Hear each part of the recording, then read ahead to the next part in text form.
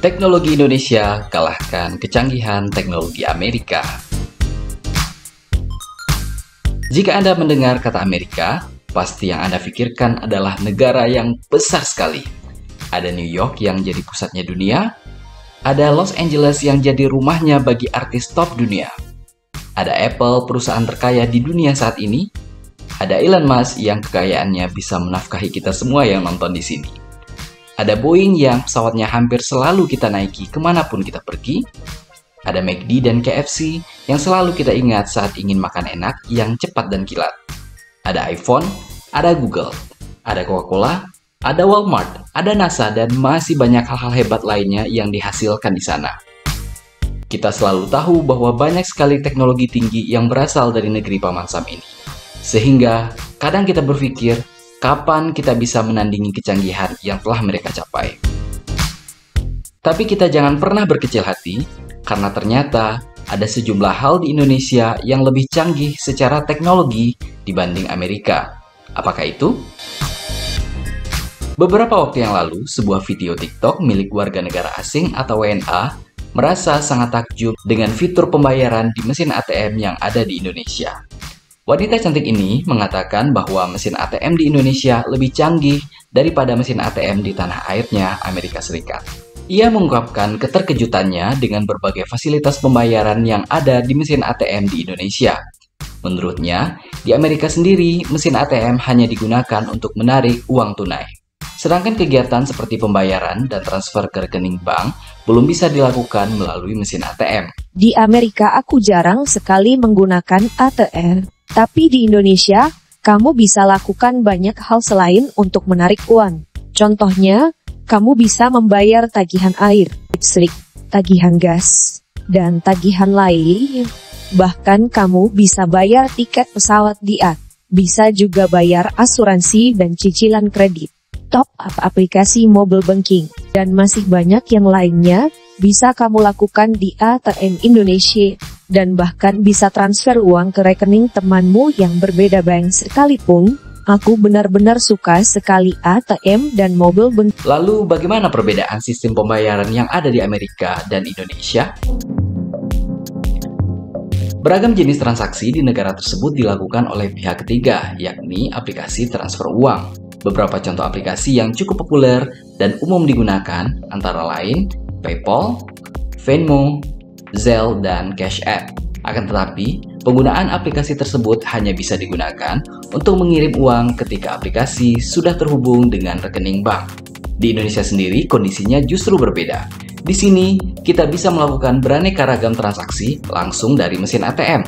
Jika dirasa masih kurang, kita juga disuguhkan fitur mobile banking, internet banking, SMS banking, dan lain sebagainya. Dari segi lamanya transaksi, melakukan transfer uang di sana juga memakan waktu lebih lama untuk sampai ke rekening tujuan. Aplikasi pembayaran seperti Venmo dan Cash App membutuhkan waktu lebih kurang 1-3 hari untuk satu kali transfer. Sementara untuk transaksi menggunakan PayPal, waktu yang dibutuhkan adalah 1 hari kerja. Meskipun demikian, kini juga hadir layanan transaksi instan yang jauh lebih cepat dalam transfer uang yang bernama Zelle. Harus diperhatikan bahwa alamat dan nomor telepon penerima dana juga sudah harus terdaftar di Zelle. Apabila belum tercatat, dibutuhkan waktu lebih kurang 14 hari kerja bagi si penerima dana untuk dapat melakukan registrasi. Jika tidak, maka transaksi akan kedaluarsa dan uang akan dikembalikan kepada pengirimnya. Hal ini tentu berbeda dengan sistem pembayaran di Indonesia yang bisa dikatakan sangat cepat dan super instan. Baik transfer dana kepada bank yang sama maupun bank yang berbeda, uang seketika itu juga akan langsung diterima oleh yang kita tuju ketika transaksi diselesaikan. Sungguh sangat memudahkan, memanjakan, dan membuat kita ketagihan untuk melakukan transfer uang atau melakukan berbagai pembayaran yang sifatnya urgent. Selain itu, mesin ATM di sana juga belum bisa digunakan untuk melakukan pembayaran berbagai jenis tagihan seperti halnya di Indonesia. Di sana, pembayaran hanya dapat dilakukan secara online, yakni dari layanan yang disediakan oleh bank atau pembayaran digital. Sedangkan di Indonesia, cara untuk membayar tagihan lebih bervariasi. Selain menggunakan ATM yang sudah cukup umum, masyarakat juga bisa menggunakan aplikasi dompet digital seperti Link Aja, ShopeePay, GoPay, OVO, Dana, dan lain sebagainya. Selain dompet digital, kita juga diberikan pilihan untuk membayar melalui outlet yang banyak tersebar di banyak tempat. Apalagi kalau bukan Indomaret dan Alfamart. Di Amerika sendiri, terdapat setidaknya 4 metode pembayaran paling populer di kalangan warganya. Menurut data Statista, metode pembayaran yang paling banyak digunakan adalah kartu kredit, yakni sebesar 40%. Selain kartu kredit, kartu debit juga cukup banyak digunakan, yakni sebesar 30%. Sementara uang tunai tetap memegang peranan penting sebesar 11%. Tak ketinggalan, penggunaan dompet digital juga dilakukan sebanyak 11%, sementara 8% lainnya berupa pembayaran melalui kartu prabayar atau pembiayaan bank. Sementara di Indonesia, metode pembayaran yang sering digunakan antara lain pembayaran melalui mesin ATM, mobile banking, dan internet banking. Pembayaran lainnya yang juga semakin banyak digunakan, yakni pembayaran menggunakan kartu debit dan kartu kredit di gerai-gerai tertentu yang menyediakan mesin EDC. Dan yang paling baru, yakni pembayaran menggunakan KRIS atau Quick Response Code Indonesian Standard. Metode KRIS ini hanya membutuhkan smartphone untuk membidik kode QR yang tertera dan transaksi pembelian otomatis selesai. Selain kecanggihan sistem pembayaran, Indonesia juga memiliki hal lain yang lebih unggul daripada Amerika. Hal tersebut adalah terkait bahasa. Dosen University of Michigan, Charlie Sullivan, mengakui Indonesia lebih maju dari Amerika di bidang penguasaan bahasa. Rata-rata masyarakat Amerika hanya menguasai satu bahasa, yaitu bahasa Inggris. Hal tersebut disampaikan oleh Sullivan di sela seminar internasional Strategi Pelestarian dan Pengembangan Budaya Lokal dalam Bingkai Global. Menurut peneliti tersebut, masyarakat Indonesia setidaknya menguasai 2 bahasa, yaitu bahasa daerah dan bahasa Indonesia. Ada juga yang menguasai bahasa asing seperti bahasa Inggris, Korea, dan bahasa Mandarin.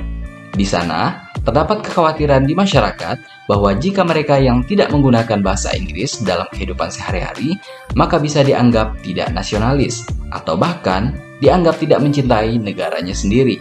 Jadi, tidak mengherankan jika bahasa-bahasa daerah atau komunitas tertentu di Amerika secara perlahan mulai tidak tampak gaungnya karena jarang sekali digunakan dan penuturnya pun sudah semakin sedikit.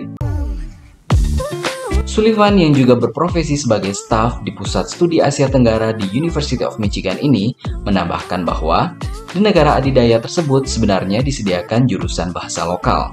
Namun sayangnya jurusan tersebut kurang diminati oleh masyarakat. Masyarakat tetap hanya ingin menguasai bahasa Inggris. Indonesia sendiri sangat kaya akan bahasa daerah. Terdapat setidaknya 726 bahasa daerah di Indonesia. Dari jumlah tersebut, sebanyak 154 bahasa perlu mendapatkan perhatian khusus. 139 bahasa terancam punah, dan 15 bahasa sudah benar-benar punah. Punahnya bahasa daerah disebabkan oleh berbagai faktor, salah satunya perkawinan antar etnis dan arus urbanisasi yang tinggi, sehingga penutur asli di daerah asal menjadi berkurang secara terus-menerus. Urbanisasi dan perkawinan antar etnis menjadikan bahasa Indonesia sebagai media komunikasi yang sudah hampir pasti dikuasai oleh mayoritas masyarakat Indonesia. Perlindungan terhadap bahasa daerah dapat dilakukan dengan mengajarkan bahasa daerah kepada para siswa di sekolah, misalnya melalui mata pelajaran muatan lokal. Kekayaan budaya Indonesia ini sepatutnya dapat kita lestarikan, salah satunya dengan secara berkala menggiatkan kegiatan-kegiatan kebudayaan daerah yang menggunakan bahasa daerah setempat. Selain itu, sayembara penulisan sastra menggunakan bahasa daerah juga bisa menjadi cara untuk memastikan kekayaan bahasa daerah di Indonesia tetap lestari. Meskipun di beberapa hal seperti yang diutarakan sebelumnya, kita punya keunggulan dibandingkan Amerika, namun kita juga tidak bisa memungkiri bahwa Amerika juga punya begitu banyak hal yang perlu kita pelajari dan kita tiru. Ilmu pengetahuan dan teknologi seperti penerbangan, antariksa, telekomunikasi, farmasi, dan lain sebagainya dapat kita tingkatkan melalui belajar di universitas-universitas terbaik dunia yang ada di Amerika.